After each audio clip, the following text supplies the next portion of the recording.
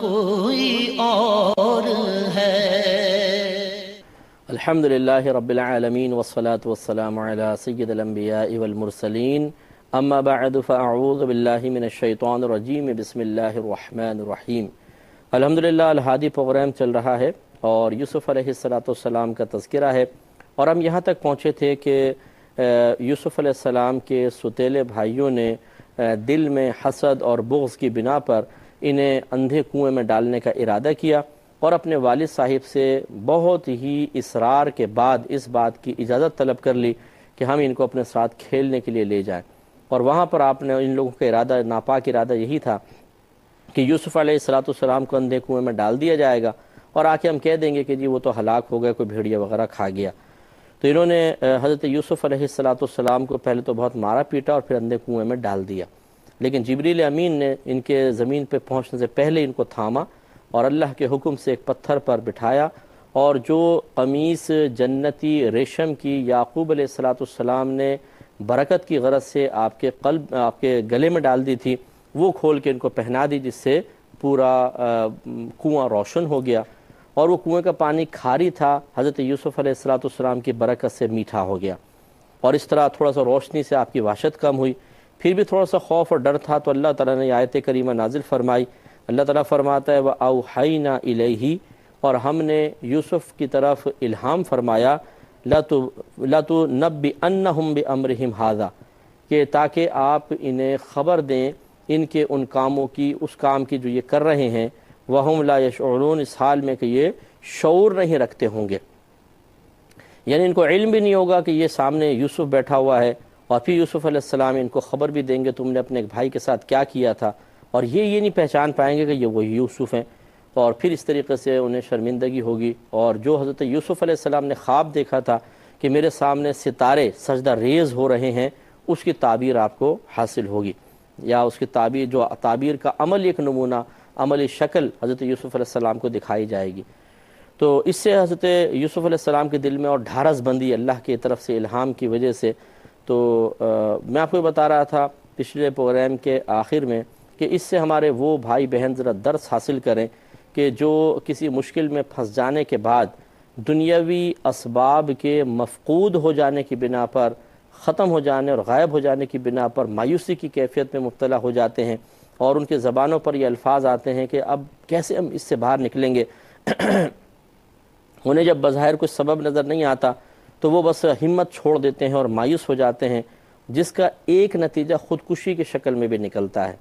یہ خودکشی کرنے والے بزدل لوگ ہوتے ہیں، یہ وہ لوگ ہوتے ہیں جنہیں اللہ پہ کوئی بھروسہ نہیں ہے، جو اللہ پہ توکل کرنا نہیں جانتے ہیں، جن کے عقیدے میں کمزوریاں ہیں، ضعیف الاعتقاد ہوتے ہیں، انہیں اللہ کی قدرت کا کامل یقین نہیں ہوتا، غور و تفکر کی سعادت حاصل کرنے کے بعد عظمت الہی کا بار بار احساس قلب میں بیدار کرنے کا شعور ان کو حاصل نہیں ہوتا، تو انجام بد تو ہونا ہی ہونا ہے۔ اس لیے ذرا سوچئے اور غور کیجئے کہ یوسف علیہ السلام 13 سالہ لڑکے ہیں، اندھے کنویں میں پھینک دیے گئے ہیں، کیسے وہاں سے نکلیں گے، کیسے ایک شہر میں پہنچیں گے، کیسے وہاں کے بادشاہ کے پاس پہنچیں گے، پھر کیسے آپ خود بادشاہ بنیں گے، اور پھر آپ کے بھائی آپ کے پاس قحط سالی کے دور میں پہنچیں گے اور آپ سے غلہ مانگیں گے، اور پھر آپ کو پہچاننے کے بعد جب آخر پہچان لیں گے تو سجدہ ریز بھی ہوں گے۔ تو اللہ تبارک و تعالیٰ نے یہ سارا اہتمام کیا ہوا ہے۔ اب آپ بتائیے، اگر آپ کو مجھے اندھے کنویں میں پھینک دیا جائے اور کوئی بظاہر آسرا نہ ہو، کوئی قریب نہ ہو، تو پھر ہمیں تو اندھے کنویں میں نہیں پھینکا ہوا، اللہ تبارک و تعالیٰ نے ہمیں دنیا میں رکھا ہوا ہے، ہزاروں اسباب اور ذرائع اطراف میں ہوتے ہیں، اگرچہ ہم تک ان کا ربط نہیں ہو پاتا، لیکن موجود ہیں، اس میں ہم لوگ گھبرا جاتے ہیں اور پتہ نہیں کیا کچھ وساوس آتے ہیں، اور زبان سے کلمہ کفر جاری ہو جاتا ہے، بسا اوقات پریشان ہو کے بے قراری میں، بے صبری میں۔ تو سوچئے کہ یوسف علیہ السلام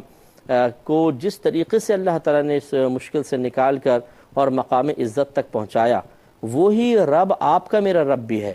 اس کے لیے کچھ بھی مشکل نہیں ہے۔ ذرا ایک اور میں توجہ کرا کے پھر آپ کو تھوڑا اس پوائنٹ پہ سمجھاتا ہوں۔ نبی کریم صلی اللہ علیہ وسلم کا معاملہ بھی آپ دیکھیں، 40 سال کی عمر میں اعلان نبوت فرمایا، اور 13 سالہ مکی زندگی کے اندر کون سا ایسا برا سلوک ہے جو کفار نے آپ کے ساتھ نہیں کیا؟ تو وہاں پر بظاہر سرکار شروع میں ابتدا میں تنہا تھے، تبلیغ کے لیے نکل جاتے تھے، لوگ کوئی پتھر مار رہا ہے، کوئی برا بھلا کہہ رہا ہے، کوئی الزام تراشی کر رہا ہے، کوئی بیہودہ جملے آپ پہ کس رہا ہے، لیکن آپ ہمت کر کے کرتے رہے۔ اس دور میں اگر آپ کو مجھے پہنچا دیا جائے، آج کے دور میں آپ دیکھ لیں، اگر ہمیں کہا جائے کہ اس معاشرے میں نکل جائیں اور سب لوگوں کی اصلاح کریں، کہ ایک دکان پہ جائیں، کہ ایک آدمی کو پکڑ کے روکیں، جو جرم کر رہے ہیں ان کو روکیں، جبکہ ہم جانتے ہیں اگر ہم کسی کو جا کے روکنے کی کوشش کریں گے، اس کی برائی کی نشاندہی کریں گے، مارے گا، پیٹے گا، دانت توڑ دے گا، آنکھیں پھوڑ دے گا، ہمیں جیل میں بند کرا سکتا ہے اور ساری زندگی کسی کال کوٹری میں بھی سڑوا سکتا ہے، یہ سارے خدشات موجود ہوں، ہمت کریں گے کوئی؟ میں بہک سکوں یہ مجامع کوئی اور ہے، کیونکہ ہم ظاہری اسباب کو صرف دیکھتے ہیں اور کسی چیز کو نہیں، لیکن آپ دیکھیے کہ کس طریقے سے اللہ تبارک و تعالیٰ نے اولاً اپنے حبیب کریم صلی اللہ علیہ وسلم کو ہجرت کا حکم دیا، اور پھر آپ کو فاتح کی حیثیت سے دوبارہ مکے میں داخل فرمایا، اور سارے وہ کافر جنہوں نے برا سلوک کیا تھا آپ کے سامنے تھر تھر کانپ رہے ہیں، اور سرکار نے ان سب کو معاف فرما دیا۔ تو ذرا غور کیجئے، اس طریقے سے ہزارہا واقعات ہیں کہ جہاں اللہ تعالیٰ نے اپنے محبوب بندوں کو سخت مشکل میں ہونے کے باوجود بالکل آسانی سے ان کو باہر نکلنے کی توفیق عطا فرمائی اور عروج عطا فرمایا۔ تو ایسے ہمارے بھائی بہن جو ذرا مایوسی کی طرف مائل ہو جاتے ہیں، وہ اس قسم کے واقعات پہ نگاہ رکھیں، آپ کا ہمارا رب بہت بڑی قدرت والا ہے۔ ہم آپ کو توجہ کراتے ہیں، زمین سے کئی لاکھ گنا بڑے سیارے کائنات میں خلا میں گردش کر رہے ہیں، اور کئی ہزار میل فی گھنٹے کے رفتار سے وہ چل رہے ہیں، گردش کرتے ہیں۔ انہیں کون روکے ہوئے بتائیے؟ خلا کے اندر آپ چلے جائیں، بڑے سے بڑا آپ کوئی خلائی شٹل بھیج دیں، بالکل ایسی اس کی حیثیت ایسی ہوتی ہے چونٹی کی طریقے سے، اتنی بڑی بڑی چیزیں اللہ نے خلا میں پیدا فرمائی ہیں، کون کنٹرول کر رہا ہے؟ انہیں کون روکے ہوئے ہیں؟ اسی طریقے سے سمندر چلے جائیں آپ، سمندر کی کوئی انتہا آپ کو نظر آتی ہے؟ اگر آپ ساحل سمندر پہ کھڑے ہو کر دیکھیں، جہاں تک نگاہ جاتی ہے سمندر ہی سمندر ہے۔ اور حیرت انگیز چیز آپ دیکھیے کہ آپ زمین کو دیکھیں گے، زمین گول ہے، زمین گولائی میں، اور سمندر جیسے ہے وہ یوں آپ کو نظر آئے گا اس کے اوپر اس طریقے سے، لیکن کہیں آپ دیکھیں گے کہ سمندر چھلک کے نیچے گر جائے، خلا کے اندر پانی بہہ جائے؟ نہیں۔ کس طریقے سے اللہ نے کشش ثقل کے ذریعے پانی کو ایسا رکھا ہے کہ وہ سطح زمین کے ساتھ لگا ہوتا ہے، ہمیں اسٹریٹ سمندر نظر آ رہا ہے، لیکن آپ کہیں چلے جائیں دوسرے سیارے پر، اب جب آپ اپنی زمین کو دیکھیں گے تو یہ گول زمین ہے، اس کے اوپر اگر یہ سمندر ہے تو یوں نظر آئے گا۔ اب یہ جو یہ ٹیڑھا نظر آ رہا ہے، یہ پانی کیوں نہیں چھلک کے گر جاتا؟ کون روکے ہوئے ہے؟ ہمارا رب روکے ہوئے ہے۔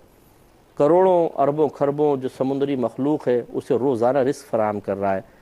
ہوائیں اللہ تعالیٰ چلا رہا ہے، دن رات کا بدلنا آپ دیکھ لیجئے، جب سمندر طوفان آتے ہیں تو طوفانوں کی کتنی پاور ہوتی ہے، انہیں کون ہوا بھیجنے والا ہے، کون کنٹرول کرنے والا ہے؟ ہمارا رب کریم۔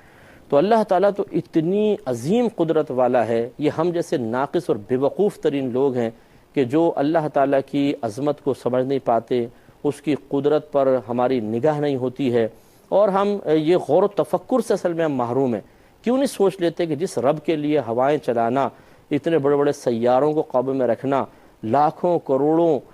جانوروں کو روزانہ ان کی مرضی کے موافق غذا فراہم کرنا کوئی مشکل نہیں ہے، تو میری ایک چھوٹی ننھی معمولی سی مشکل کو دور کرنا کیسے مشکل ہو سکتا ہے؟ کیسے اس کے لیے معاذ اللہ ثم معاذ اللہ وہ چیز ناممکن ہو سکتی ہے؟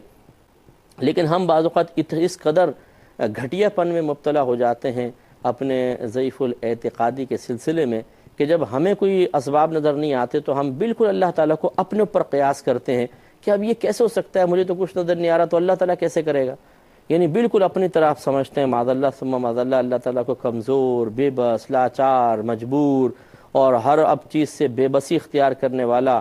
معاذ اللہ ثم معاذ اللہ ایسا نہیں ہے۔ تو اس لیے ہم بارہا جب بھی آپ ہمارے بہت سے آپ نے پروگرام دیکھے ہوں گے کہ میں اکثر اللہ تبارک و تعالیٰ کی قدرت عظیمہ کی طرف اشارہ کرنے کی کوشش کرتا ہوں۔ جس نے اللہ کی قدرت کو دیکھ لیا، جس نے اللہ تعالیٰ کی قدرت کی عظمت کو سمجھ لیا، وہ کبھی بھی شیطان کے بہکاوے میں آ کر کسی بھی چیز سے مایوس نہیں ہوگا۔ وہ فوراً یقین رکھے گا کہ جب میرا رب کریم پوری کائنات کا نظام چلا رہا ہے، جو میری اس مشکل سے کہیں زیادہ بظاہر مشکل ہے، تو یہ ننھی سی مشکل کو دور کرنے میرے رب کے لیے کیا پرابلم ہے؟ اس کا مطلب یہ اگر یہ کوئی مصیبت میرے پاس ہے بھی تو میرے رب کی مرضی سے اور اس کی حکمت کے موافق ہے، اور میں اپنے اللہ کی رضا پر راضی رہوں گا۔ تو یہی معاملہ اب دیکھیں یوسف علیہ السلام کا ہے، کنویں میں پڑے ہوئے ہیں، 13 سالہ لڑکا ہے، اکیلے ہیں، بظاہر کوئی بھی پاس نہیں ہے، اب کیسے نکلیں گے باہر، کون لے کر جائے گا، کس جگہ پہنچیں گے، یہ سارے کے سارے معاملات، لیکن اللہ تعالیٰ کی قدرت عظیمہ دیکھیے۔ اب جب یہ بھائی ڈال گئے، ان کو چلے گئے، یہاں یوسف علیہ السلام کنویں میں ہیں، تو وجاءوا اباہم، اور یہ جو بھائی تھے ستیلے بھائی، یہ آئے اپنے والد صاحب کے پاس، عشاءً، شام کے وقت، یبکون، روتے ہوئے پہنچ گئے۔ قالوا، انہوں نے کہا، یا ابانا انا وہبنا نستبق وترکنا یوسف عند متاعنا، اے ہمارے والد، ہم دوڑتے ہوئے آپس میں کھیل کود کر رہے تھے، دوڑتے ہوئے کافی دور نکل گئے اور یوسف کو اپنے مال و اسباب کے پاس چھوڑ دیا تھا۔ فَأَكَلَهُ الذِّئْبُ، تو اسے بھیڑیا کھا گیا۔ اب انہوں نے کیا کہ یوسف علیہ السلام نے جو قمیص اوپر پہنی ہوئی تھی وہ قمیص اتروا لی تھی، وہ ریشم والی نہیں، وہ تو گلے میں تعویذ بنا کے ڈالی ہوئی تھی، جو اپنی قمیص تھی وہ اتروا لی تھی، اور ایک بکری کو ذبح کیا راستے میں، ایک بھیڑ کو، اور اس کے خون میں وہ قمیص کو لت پت کر کے لے آئے، اور آ کے اب والد صاحب کو دکھائی کہ دیکھیں جی بھیڑیا کھا گیا ہے۔ اور ایک روایت کے مطابق کہ ایک بھیڑیے کو پکڑ کر لیا، با کے کہا کہ اس طرح بھیڑیا کھا گیا، تو گئے اور ایک بھیڑیے کو پکڑ کر لے آئے کہ جی یہ وہ بھیڑیا ہے جس نے کھایا ہے۔ تو یعقوب علیہ السلام نے اس بھیڑیے سے پوچھا کہ بتا تو نے یوسف کو کھایا ہے؟ اس نے کہا خدا کی قسم میں نے یوسف کو نہیں کھایا۔ تو اس طرح ظاہر ہو گیا ان کا جھوٹ۔ تو اب بھی یہ قمیص لے کر آئے، تو انہوں نے کہا کہ دیکھیں جی یہ قمیص ہے، اور بھیڑیا ان کو کھا گیا ہے۔ وما انت بمؤمن لنا، اے ہمارے والد، آپ کسی بھی طریقے سے ہماری بات کا یقین نہیں کریں گے، ولو کننا صادقین، اگرچہ ہم سچ ہی بول رہے ہوں۔ یہ انہوں نے پہلے پکا کرنے کی کوشش کی کہ دیکھیں ہم سچ کہہ رہے ہیں کہ بھیڑیا کھا گیا، اور آپ ہماری بات پہ یقین نہیں کریں گے چاہے ہم سچ ہی کہہ رہے ہوں۔ وجاءوا علی قمیصہ بدم کذب، اور وہ یوسف علیہ السلام کے کرتے پر جھوٹا خون لگا کر لائے۔ جھوٹا خون سے مراد یوسف علیہ السلام کا خون نہیں تھا، جانور کا خون تھا، وہ لگا کر لے آئے۔ قالا، تو حضرت یعقوب علیہ السلام نے ارشاد فرمایا کہ بل سولت لکم انفسکم امرا، کہا کہ معاملہ ایسا نہیں ہے، بلکہ تمہارے نفوس نے تمہارے لیے ایک بات گھڑ لی ہے، یعنی تمہارے نفس نے تمہیں جھوٹ بولنے پہ مجبور کیا، تم جھوٹ بول رہے ہو، ایسا معاملہ نہیں ہے۔ کیونکہ جب یوسف علیہ السلام، جب یعقوب علیہ السلام یہ بھائی آئے تو باہر سے روتے ہوئے آ رہے ہیں، تو یعقوب علیہ السلام گھبرا کے باہر آئے، کیا ہوا، تمہاری بکریوں کو کھا گیا، کیا ہو گیا؟ اور یوسف کہاں ہے؟ تو بتایا کہ یوسف علیہ السلام کو تو بھیڑیا کھا گیا ہے، اور یہ اس کی قمیص ہے۔ تو حضرت یعقوب علیہ السلام رونے لگے، اور آپ نے قمیص لے کے جب دیکھا تو آپ نے فرمایا کہ بڑا سمجھدار بھیڑیا تھا، یوسف کو کھا گیا اور قمیص پہ خراش بھی نہیں آئی۔ یعنی ان بیوقوفوں کو اتنا بھی شعور نہیں تھا کہ بھئی قمیض ہی پھاڑ دیتے تھوڑی سی، کہ دیکھیں یہ چھینے جھپٹی کے اندر قمیص پھٹ گئی ہے، لیکن ثابت قمیص کو خون میں ڈبو کر لے آیا اور دے دی والد صاحب کو۔ کچے چور جو ہوتے ہیں، جو کچے مجرم ہوتے ہیں، وہ اسی طریقے سے بہت سے اپنے پیچھے سوراخ چھوڑ جاتے ہیں۔ تو انہوں نے بھی ایک واضح فاش غلطی کی کہ ثابت قمیص بالکل صحیح سلامت وہ خون میں ڈبو کر لا کر دے دی۔ تو یعقوب علیہ السلام نے فرمایا کہ بڑا سمجھدار بھیڑیا ہے کہ یوسف کو کھا گیا اور قمیص کو چھوڑ دیا۔ تو آپ سمجھ گئے کہ یہ، آپ تو پہلی، جیسے میں نے آپ کو پچھلے پروگرام میں وضاحت کی تھی کہ جو تقدیر الہی تھی، حضرت یعقوب علیہ السلام اللہ کے اس فیصلے کو جانتے تھے کہ وقت جدائی برداشت کرنی پڑے گی، یوسف ضرور میں سے جدا ہوں گے، فلاں جگہ پہنچیں گے، پھر بعد میں اللہ تعالیٰ ملوائے گا۔ لیکن ان بہت ساری چیزوں کے اظہار کی بسا اوقات اجازت نہیں ہوتی ہے، تو یہ نفوس قدسیہ زبانیں بند کر لیتے ہیں۔ بعض اوقات اجازت بھی ہوتی ہے، جیسے کہ نبی کریم صلی اللہ علیہ وسلم نے حضرت امام حسین رضی اللہ تعالی عنہ کی شہادت کے بارے میں ان کے بچپن میں ہی اطلاع دے دی تھی۔ تو یوں بعض اوقات ہوتا ہے کہ فیصلہ خداوندی جو آئندہ ہونے والا ہے، انبیاء علیہم السلام اللہ تبارک و تعالی کی اجازت سے ہی اسے پہلے ہی لوگوں کے سامنے ظاہر کر دیتے ہیں، اور کبھی ایسا ہوتا ہے کہ بالکل کچھ ظاہر نہیں کیا جاتا، بات کو چھپا کے رکھی جاتی ہے، حالانکہ جانتے سب کچھ ہیں۔ یہی یعقوب علیہ السلام کے ساتھ بھی ہوا، لہٰذا آپ نے ارشاد فرمایا فصبر جمیل، تو صبر کرنا ہی بہت اچھا ہے، واللہ المستعان، اور اللہ تبارک و تعالی سے ہی میں مدد چاہتا ہوں، علی ما تصفون، ان باتوں پر جو تم بیان کر رہے ہو، جو تم ذکر کر رہے ہو، میں تو اللہ سے پناہ طلب کرتا ہوں، اللہ تعالیٰ سے مدد طلب کرتا ہوں کہ ٹھیک ہے، پھر اللہ تعالیٰ کرم فرمائے، جو تم کہہ رہے ہو تم مطلب غلط بیان نہیں کر رہے ہو، تو اللہ تعالیٰ تمہیں دیکھے گا۔ اب آپ تھوڑا سا یہاں پہ غور فرمائے کہ جب انسان کسی برائی کی طرف مائل ہوتا ہے جب خصوصاً یہ باطنی گناہ جو ہیں بڑے خطرناک ہیں، جب انسان حسد کرتا ہے یا تکبر میں مبتلا ہوتا ہے تو اور یہ چیزیں اس پہ غالب آ جائیں، یہ گناہ اس کے قلب کو مکمل طور پہ گھیرے میں لے لیں، تو انسان اتنی بعض اوقات گری ہوئی حرکتیں کرتا ہے کہ تصور بھی نہیں کر سکتا، کوئی تصور بھی نہیں کر سکتا، ایسی ایسی حرکتوں میں انسان مبتلا ہو جاتا ہے۔ مثال کے طور پہ یعقوب علیہ السلام اللہ کے نبی ہیں، ایک نبی کے سامنے آ کے جھوٹ بولنا کہ جی ایسا ایسا ہو گیا، اور کچے طریقے سے جھوٹ بولنا کہ اس سے ظاہر بھی ہے، آپ اندازہ کریں کہ اس حسد نے، اس کینے نے ان کو کہاں تک پہنچا دیا کہ وہ اپنے والد سے، ایک تو والد اتنا بڑا مقام، باپ کا مقام بہت بڑا، پھر دوسرا وہ اللہ کے نبی ہیں، اور ہر نبی جو ہے یاد رکھیں کہ وہ تمام درجہ ولایت طے کر چکا ہوتا ہے، تو اس لحاظ سے ولی بھی ہیں، اور کوئی ولی غیر عالم نہیں ہوتا، اس لحاظ سے عالم بھی ہیں۔ تو گویا کہ آپ اندازہ کریں کہ ایک اللہ تعالیٰ کے محبوب اور مقرب بندے جو ایک بہت بڑے ولی بھی ہوتے ہیں، ان میں ولایت بھی ہوتی ہے، اور تقوی ہے، پرہیزگاری ہے، اور علم ہے، عالم ہیں بہت بڑے، اور پھر والد ہیں، ان تمام مقامات کو نظر انداز کر کے، ان کی عظمتوں کو فراموش کرتے ہوئے، ان سے صرف نظر کرتے ہوئے صراحتاً جھوٹ بولنا کس قدر گھٹیا کام ہے، اور اس میں یہ بھائی مبتلا ہوئے، وجہ کیا ہے؟ حسد، کینہ۔